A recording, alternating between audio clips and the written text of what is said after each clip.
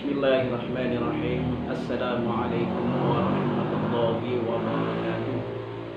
Bismillah, alhamdulillah, wassalatu wassalamu ala rasulillah Sayyidina Muhammad ibn Abdillah wa ala alihi wa sahbihi wa mawala, amma ba'du. Anak-anakku sekalian, khususnya siswa-siswi kelas 6 yang dirahmati Allah, mudah-mudahan pada hari ini kita semuanya selalu dalam badan sehat walafiat, sehingga kita semuanya bisa melaksanakan aktivitas ibadah kepada Allah Subhanahu wa taala, khususnya dalam rangka untuk belajar atau menimba ilmu pendidikan di madrasah pada hari ini. Anak-anakku sekalian yang dirahmati Allah, sebelum pelajaran pada saat ini kita mulai, kita berdoa bersama, mudah-mudahan kita semuanya selalu mendapatkan hidayah dari Allah Subhanahu wa taala, dan juga kita mudah-mudahan dijauhkan dari balaknya Allah yang sekarang ini lagi marak, yaitu COVID-19. Mudah-mudahan kita selalu dijaga oleh Allah Subhanahu wa taala. Dengan suatu harapan kita mematuhi dari apa yang diharapkan oleh pemerintah dan agama. Di antaranya kita harus menjaga kebersihan, mencuci tangan, memakai masker, dan menjaga jarak. Semuanya itu adalah bagian dari menjaga kesehatan yang diharapkan oleh agama kita, yaitu agama Islam. Anak-anakku sekalian yang dirahmati Allah, pada hari ini kita melanjutkan dari pelajaran yang kemarin. Kita insya Allah pada hari ini memasuki pelajaran pada episode yang keempat. Tentunya kita masih ingat anak-anakku sekalian, pada episode yang kemarin kita berbicara menjelaskan tentang perjuangan Nahdlatul Ulama di berbagai bidang. Mungkin kalian masih ingat anak-anak sekalian bahwasanya perjuangan Nahdlatul Ulama di berbagai bidang, diantaranya adalah perjuangan di bidang sosial budaya, ya, kemudian perjuangan di bidang politik, kenegaraan, perdagangan, dan sebagainya. Anak-anak sekalian yang dirahmati Allah, sebelumnya saya sampaikan sebuah kaidah yang berbunyi al-muhafadzatu 'alal qadimis shalih wal akhdhu bil jadidil aslahi. Saya ulangi kembali, al-muhafadzatu 'alal qadimis shalih wal akhdhu bil jadidil aslah. Artinya bagaimana? Memelihara yang lama yang baik dan mengambil yang baru yang lebih baik. Anak-anak sekalian yang dirahmati Allah, berkaitan dengan makalah yang dibacakan oleh Bapak tadi, bahwasanya Nahdlatul Ulama itu juga bergerak di bidang sosial dan budaya. Berdasarkan paham, ya, berdasarkan paham keagamaan, ini Nahdlatul Ulama itu berpendirian bahwa kegiatan seni budaya itu hukumnya diperbolehkan atau mubah. Jadi segala sesuatu yang hukumnya mubah ini tentu bisa berubah hukumnya menjadi haram, menjadi makruh, menjadi sunnah dan wajib, tergantung niatnya. Sedangkan manfaat atau mudorotnya dan sesuai dengan ketentuan agama ataupun tidak. Anak-anakku sekalian, sekarang ini kan banyak seni-seni budaya yang bernuansakan Islami walaupun dalam bentuk yang dikolaborasi. Semuanya itu tergantung niat. Semuanya itu tergantung penampakan. Bagaimana manusia ini menyikapi, dan bagaimana kita yang melihat ini supaya sadar bahwa yang kita lihat ini adalah bagian daripada sesuatu yang baik yang dapat kita ambil manfaatnya. Anak-anakku sekalian, bagi Nahdlatul Ulama, ya, NU, itu seni budaya yang tidak bertentangan dengan ajaran Islam, Ini dapat dijadikan sebagai sarana dakwah, ya, sebagai sarana dakwah. Bentuknya bisa berupa warisan budaya lama, ya, orang tua kita dulu, nenek kita dulu, ya, para sesepuh ulama dulu, ya.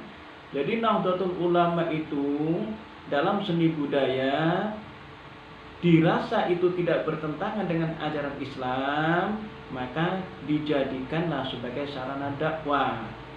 Bentuknya bisa berupa warisan, ya, tentunya warisan budaya.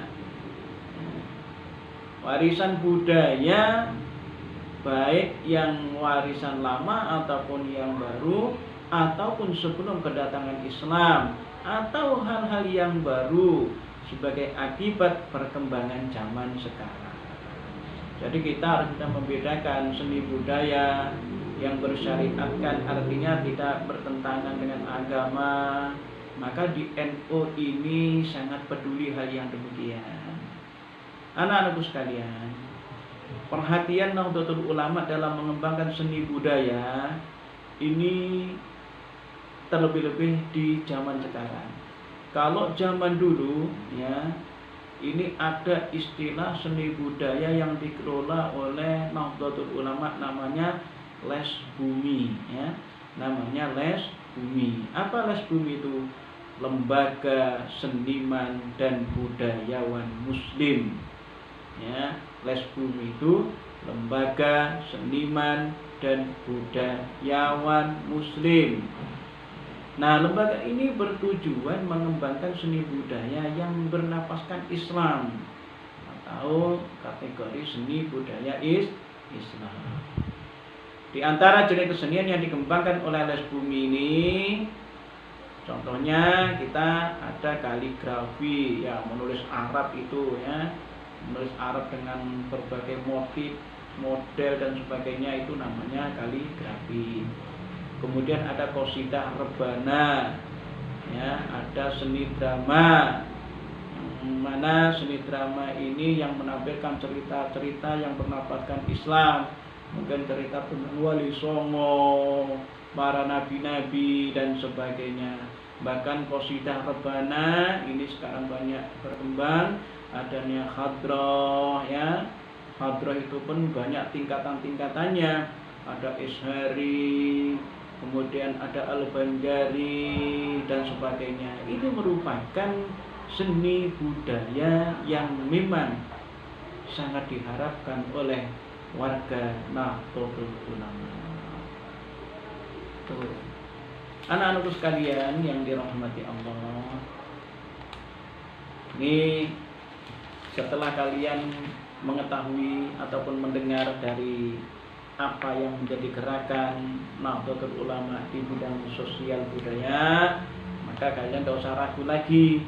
Yang penting kamu berkreasi, dan kreasi kalian tentang seni itu tidak bertentangan dengan syariat Islam, ya, terutama yang bernapaskan Islami. Ayo kita bareng-bareng untuk melangkah ke sana dengan suatu harapan kita ini bisa meneruskan dari perjuangan-perjuangan para ulama, para kiai, para sesepuh-sesepuh kita yang berhaluan Ahlussunnah wal Jamaah. Itu di bidang budaya, anak-anak sekalian. Kemudian kita mengulang kembali di bidang politik kenegaraan. Nah, ini perhatikan, ya. Jadi anak-anak sekalian, kelahiran Nahdlatul Ulama tidak dimaksudkan untuk membentuk partai politik, tidak, ya. Artinya apa? Kadang-kadang ada orang awam, ada orang yang tidak mengerti tentang NU, bahwa NU itu katanya partai politik. Tidak, anak-anakku sekalian. NU itu tidak politik, tidak partai politik. Tetapi bukan berarti NU tidak memiliki peran dalam bidang politik. Sebab banyak hal yang dilakukan NU di bidang politik, khususnya politik kebangsaan. Ingat kalian yang mendirikan negara Indonesia, Pancasila, dasar negara kita, itu semuanya ada peran-peran daripada orang-orang kiai-kiai kita, para ulama kita yang di dalam daripada Nahdlatul Ulama yang mencetuskan nama dasar negara yaitu Pancasila. Itu ada jasa-jasa para ulama, para kiai kita yang menyumbangkan nama negara Indonesia ini sebagai dasar negaranya adalah Pancasila. Anak-anakku sekalian, banyak hal yang dilakukan oleh orang-orang NU ataupun organisasi NU di bidang politik kebangsaan. Apa yang termasuk hal-hal yang dilakukan NU di bidang politik kebangsaan ya? Ini perlu sejarah yang kalian ketahui, hanya sebagian saja. Pada tahun 1937 ya, NU itu memelopori berdirinya Majelis Islam A'la Indonesia atau disingkat MIAI. Ya, MIAI ini sebagai wadah perjuangan bersama organisasi-organisasi Islam. Nah, melalui organisasi ini NU ikut berperan mendorong tuntutan terbentuknya Parlemen bagi Bangsa Indonesia pada masa penjajahan Belanda. Ini hal-hal yang dilakukan NU di bidang politik, diantaranya itu. Kemudian ada lagi menjelang kemerdekaan Republik Indonesia. Ya, ini dengarkan ini. NU ikut berperan dalam merumuskan dasar negara dan Undang-Undang Dasar 1945. Ya, ini NU ikut berperan dalam merumuskan dasar negara dan Undang-Undang Dasar 1945. Di antara tokoh Nahdlatul Ulama yang duduk dalam anggota tim perumus dasar negara, di antaranya adalah Kiai Haji Abdul Wahid Hasyim. Kiai Haji Abdul Wahid Hasyim. Ini beliau yang berperan penting dalam anggota tim perumus dasar negara Pancasila. Kemudian hal-hal yang lain, hal yang dilakukan oleh orang-orang Nahdlatul Ulama di bidang politik, ya, di bidang politik kebangsaan, yaitu setelah proklamasi ternyata perjuangan kemerdekaan Indonesia belum juga selesai, tetapi justru memasuki masa yang dikenal dengan zaman revolusi. Ya, zaman revolusi. Nah, ini pada saat inilah sumbangan penting dari Nahdlatul Ulama pada masa itu adalah seruan jihad melawan kembalinya penjajahan Belanda. Jadi zaman revolusi itu tujuannya tidak lain adalah seruan jihad untuk melawan ketika penjajah Belanda kembali ke Indonesia, yang dikenal dengan istilah, ada pada zaman itu muncul istilah resolusi jihad. Jadi resolusi jihad itu menyerukan kepada setiap muslim untuk berperang melawan penjajah Belanda pada waktu itu. Nah, akibat resolusi inilah ada berkobarnya pertempuran 10 November 1945 yang terjadi di Surabaya, yang kemudian diperingati sebagai Hari Pahlawan setiap tanggal 10 November.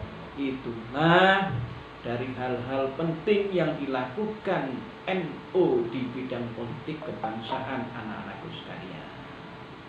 Anak-anakku sekalian yang dirahmati Allah. Jadi peranan Nahdlatul Ulama di bidang politik kenegaraan di antaranya tadi yang sudah saya sampaikan. Kemudian dari berbagai bidang-bidang yang sudah dilalui oleh Nahdlatul Ulama, tentunya kalian sudah bisa memprediksikan betapa besar jasa-jasa daripada Nahdlatul Ulama. Anak-anak sekalian, keterlibatan Nahdlatul Ulama dalam bidang politik ini semakin nyata setelah Muktamar NU ke-19 yang dilaksanakan di Palembang pada waktu itu ya. Jadi Muktamar NU yang ke-19 itu diadakan di provinsi atau di kota Palembang pada tanggal 28 April ya, pada tanggal 28 April sampai pada 1 Mei 1952. Ini sangat lama sekali anak-anak sekalian.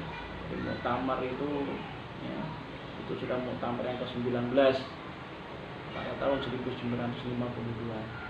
Nah, pada muktamar tersebut anak-anak sekalian, pada muktamar tersebut diputuskan ya dengan sebuah keputusan mengubah Jam'iyah Nahdlatul Ulama menjadi sebuah partai politik NU. Nah, setelah menjadi partai politik, kebesaran NU menjadi lebih nyata. Ini lebih nyata. Hal ini terbukti, anak-anak sekalian, terbukti ketika pemilihan umum pada tahun 1955 pada waktu itu. Jadi pada pemilihan umum atau pemilu pada tahun 1955 ini NU sudah bergerak di bidang politik.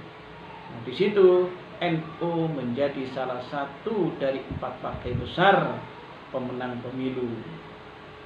Nah, pada waktu itu, pada tahun 55 itu, partai peserta pemilu di tahun itu kurang lebih sejumlah 5, diantaranya adalah PNI, Masumi, NU, dan PKI.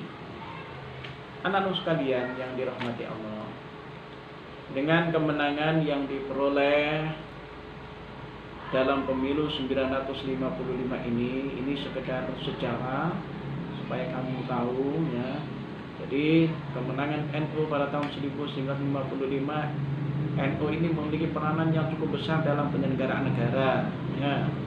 Para tokoh NU yang duduk dalam parlemen ataupun DPR ini memiliki peran penting dalam pengambilan keputusan. Demikian juga yang dipercaya sebagai menteri.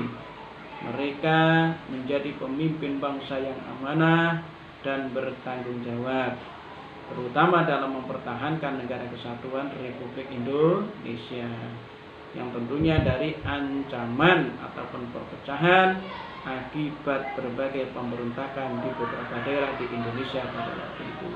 Oleh karena itu anak-anak sekalian, setelah kalian mengetahui, mendengar sejarah seperti ini, kuatkan hati kalian untuk selalu memegang teguh aswaja, artinya haluan Ahlussunnah wal Jamaah yang tentunya berorganisasikan Nahdlatul Ulama, sehingga kalian tidak akan goyah bahwasanya NU itu besar harapannya untuk bangsa Indonesia ini. Kiranya hanya itu anak-anakku sekalian pelajaran pada hari ini sebagai ungkapan akhir daripada pelajaran ini. Tolong kalian baca selebihnya yang disampaikan ini, yaitu tentang perjuangan Nahdlatul Ulama di berbagai bidang-bidang yang sudah kalian ketahui. Jadi sekali lagi diperdalam kembali bacaan-bacaan yang kamu punya di rumah melalui buku yang kamu peroleh ataupun buku-buku lain yang berkaitan tentang Nahdlatul Ulama. Terlebih-lebih pada bab ini menjelaskan tentang perjuangan Nahdlatul Ulama. Kiranya hanya itu, mudah-mudahan ada hikmah dan manfaatnya hari ini. Selamat belajar, semoga kita selalu diberi kesehatan oleh Allah Subhanahu wa taala. Amin ya rabbal alamin. Assalamualaikum warahmatullahi wabarakatuh.